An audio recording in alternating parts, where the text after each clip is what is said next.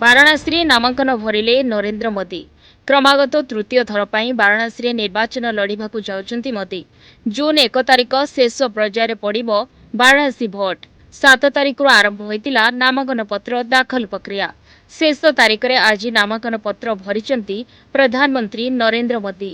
UP Varanasi नामांकन पत्र भरिबा पूर्वरु प्रथमे गंगा मातांकर पूजा अर्चना करथिले प्रधानमंत्री। बनारस दशाद मेदघाटी भी पूजा अर्चना करथिले।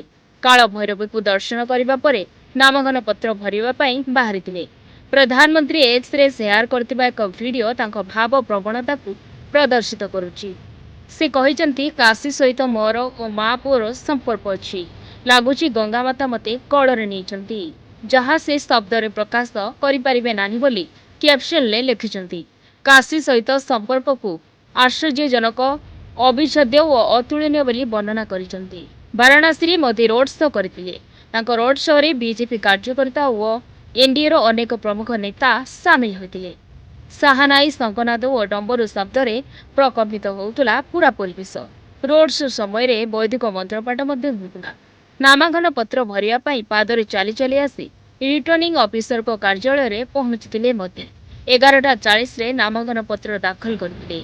प्रधानमंत्री प्रार्थीपत्र दाखल समय सहित थिले गृहमंत्री अमित शाह, प्रतिरक्षा मंत्री राजनाथ सिंह, यूपी मुख्यमंत्री योगी आदित्यनाथ सहित 12टी राज्यर मुख्यमंत्री एवं 18 अधिक कैबिनेट। Bureau report news.